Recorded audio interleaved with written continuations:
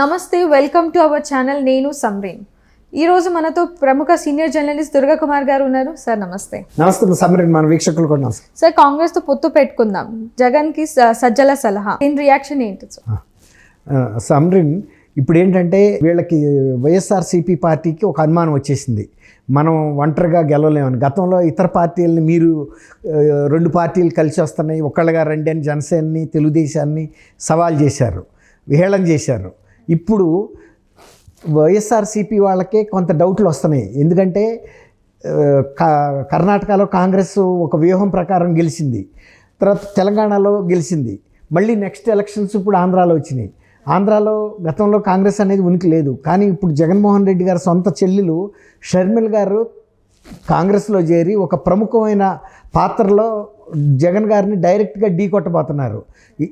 ఇంతవరకు కుటుంబ సభ్యులుగా ఆయన్ని ఎవరు ఎదిరించలా. ఆయన చీఫ్ మినిస్టర్ చేయటంలో ఉపయోగపడ్డారు కానీ, మద్దతు ఇచ్చారు కానీ, ఇప్పుడు ఆయన్ని పదవీచ్యుతుని చేయడానికి సొంత కుటుంబ సభ్యులే నడుం బిగించారు. గతంలో తెలుగుదేశం వాళ్ళు ఇతర పార్టీలో వేరు, ఇప్పుడు ఆయనకి ఇది చాలా తీవ్రమైన సమస్యగా వచ్చింది. ఇక్కడ ఎవరు కూడా పొత్తు చేరటానికి కమ్యూనిస్ట్ పార్టీ వాళ్ళు రారు కూడా, వీళ్ళు అడిగినా రారు వాళ్ళు. ఎందుకంటే వీళ్ళ దుష్పరిపాలన జరుగుతుందని వాళ్ళే విమర్శిస్తున్నారు. వాళ్ళ బలం ఈ కూస్తున్నా కాస్తున్నా అది తెలుగుదేశం జనసేనకే ఇస్తారు. వాళ్ళు అడిగినా అడగకపోయినా వాళ్ళు చెప్పేశారు, మాది బేషరతుగా మద్దతు వీళ్ళకుంటాయని. కాబట్టి కాంగ్రెస్కి ఇంకా ఏ పొలిటికల్ పార్టీ కూడా మద్దతు ఇచ్చే పరిస్థితి లేదు. అందువల్ల ఇప్పుడు కాంగ్రెస్ తరఫున ఆమె వస్తుంది కాబట్టి షర్మిల గారు, ఇక ఈ పరిస్థితుల్లో మనం సరెండర్ అవ్వటం బెటర్. ఇది ఒక రకంగా సరెండర్ అయినట్టే. ఎవరైతే శత్రువు మన మీద దాడి చేస్తానికి వస్తే నువ్వు దాడి చేయక్కర్లేదు, నేనే లొంగిపోతున్నా అని ఎదురు వెళ్తారు చూడండి. రివర్ అవతలేమో మన శత్రువు ఉన్నాడు, మనం యువతలు ఉన్నాం, వాళ్ళు యువతలకు వచ్చి దాడి చేయాలి, కానీ మనకు భయం వేస్తుంది. మనమే రివర్ దాటి వెళ్ళిపోయి దండం పెట్టేసి ఒప్పందం చేసుకున్నట్టు ఉంటుంది. ఇది అంటే ఒక పక్కన వాళ్ళు ఏం చెబుతున్నారు, రాజశేఖర రెడ్డి గారి హత్యలో కాంగ్రెస్ హస్తం ఉందని చెప్తున్నారు. అప్పటి నుంచి అనుమానాలు ఉన్నాయి మాకని ఒక పక్కన. మరి అట్లా రాజశేఖర రెడ్డి గారు హత్య చేసిన పార్టీతో వైఎస్ఆర్సీపీ వాళ్ళు చేశారని వాళ్ళే చెబుతూ, వైఎస్ఆర్సీపీ వాళ్ళు పొత్తు కుదుర్చుకోవటం అంటే తండ్రిని చంపిన హంతకులతో చేయగలపటమే కదా. ప్రజలు అలాగే అర్థం చేసుకుంటారు కదా ఎవరైనా. కాబట్టి అది ఎంతవరకు సమంజసమైన అంశం అనేది మనం చెప్పలేము. రాజకీయాల్లో ఏదైనా సంభవమే, మనం ఏది కొట్టేయడానికి వీల్లేదు. ఇప్పుడు ఒక రకంగా షర్మిల్ని కూల్ డౌన్ చేసేయటం అంటే, షర్మిల ఇవాళ యుద్ధ పాత్ర పోషించాలి, యుద్ధ పాత్ర పోషించక ముందే మేమే మీకు సరెండర్ అయిపోతున్నాం అన్నారనుకోండి, షర్మిల చేసే యుద్ధమే ఉంది, లేదు కదా. ఆ రకంగా ఒక రకంగా షర్మిల పాత్రని నిర్వీర్యం చేయటం అంటే ఇన్ఎఫెక్టివ్ చేసేయటం. అంటే ఆమె ఏదో కత్తి డాలు అన్నీ పెట్టుకుని ప్రిపేర్ అయ్యి పెద్ద యుద్ధం చేసి నేను మన్నయ్యని ఓడించాను. ఇప్పుడు ఆమె ప్రధాన ఉద్దేశం కాంగ్రెస్కి కూడా ఒకటే జయం, వాళ్ళు గెలవటం ముఖ్యం కాదు, జగన్మోహన్ రెడ్డి ఓడిపోవటం ముఖ్యం.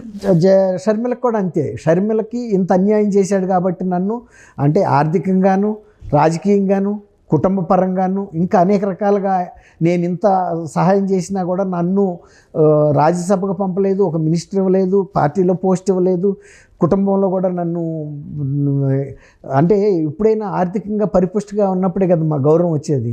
ఇప్పుడు కుటుంబంలో నలుగురు అన్నదమ్ములు ఉన్నారు, ముగ్గురు బాగా రిచ్గా ఉండి ఒకళ్ళకి లేదనుకోండి, అతనికి అన్న విలువ ఉంటుంది ఆ కుటుంబంలో, ఎవరికైనా అంతే. అట్లాగే ఇప్పుడు ఆ జగన్మోహన్ రెడ్డి గారితో పోలిస్తే ఈ పరిస్థితి ఏంటి, షర్మిల గారిది కానీ విజయమ్మ గారు కానీ, సొంత తల్లి ఆర్థిక పరిస్థితి కూడా ఆయనతో పోలిస్తే నథింగ్.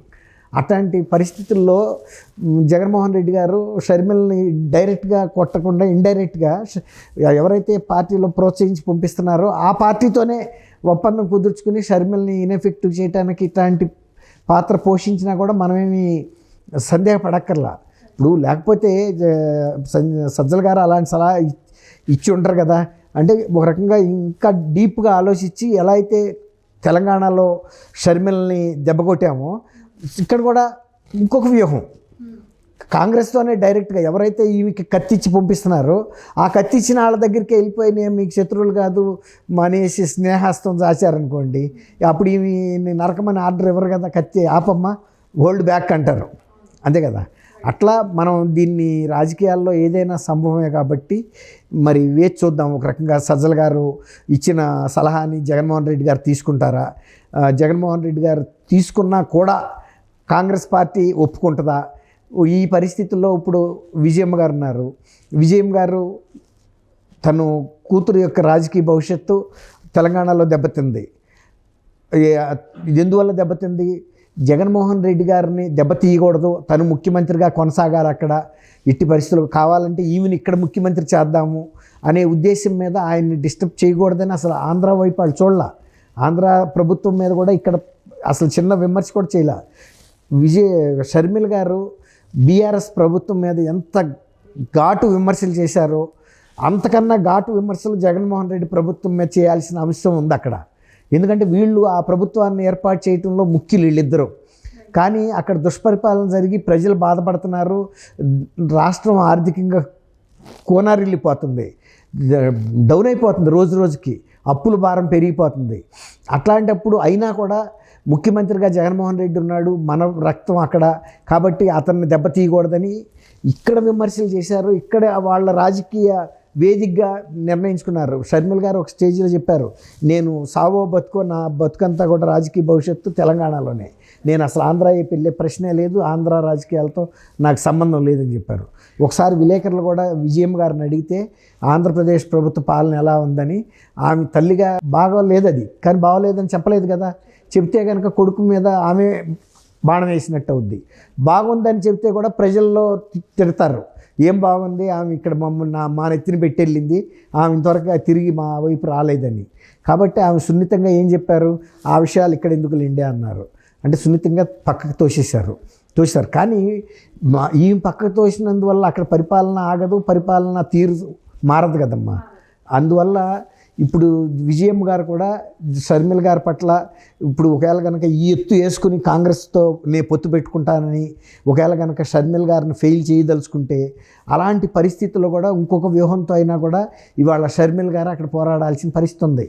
ఎందుకంటే ఆ వ్యక్తిగత ఉనికి కోసం ఒకవేళ నిజంగానే అనుకుందాం, సపోజ్ ఊహాజనితమైన ప్రశ్న ఇది, ఒకవేళ కనుక కాంగ్రెస్ కత్తి పడేసింది అనుకున్నా, షర్మిల గారు ఇక్కడ పార్టీ ఎలా అయితే పెట్టిందో అలా పెట్టి జగన్మోహన్ రెడ్డి మీద విమర్శలు కానీ తర్వాత ఏమైతే వాస్తవ పరిస్థితులు ఉన్నాయో చెప్పి నిజంగా ఆయన రాజన్న ప్రభుత్వం ఏర్పాటు చేయాలంటే నేను వారసురాలని ప్రూవ్ చేసుకోవటానికైనా సరే వీళ్ళిద్దరూ ఇప్పుడు విజయమ్మ మళ్ళీ కనుక ఈ తోడుగా ఉంటే కొంతవరకు సక్సెస్ కాగలుగుతారు. అది ఇప్పుడున్న ప్రజెంట్ పొలిటికల్ సినారియో. అదేమ్మా. Okay, thank you. నమస్కారం. నమస్తే, వెల్కమ్ టు అవర్ ఛానల్. నేను సమ్రీన్. ఈరోజు మనతో ప్రముఖ సీనియర్ జర్నలిస్ట్ దుర్గా కుమార్ గారు ఉన్నారు. సార్ నమస్తే. నమస్తే సమ్రీన్, మన వీక్షకులు కూడా నమస్తే. సార్, కాంగ్రెస్తో పొత్తు పెట్టుకుందాం, జగన్కి సజ్జల సలహా, దీని రియాక్షన్ ఏంటి సార్? సమ్రీన్, ఇప్పుడు ఏంటంటే వీళ్ళకి వైఎస్ఆర్సీపీ పార్టీకి ఒక అనుమానం వచ్చేసింది, మనం ఒంటరిగా గెలవలేమని. గతంలో ఇతర పార్టీలని మీరు 2 పార్టీలు కలిసి వస్తున్నాయి, ఒక్కళ్ళగా రండి అని జనసేనని తెలుగుదేశాన్ని సవాల్ చేశారు.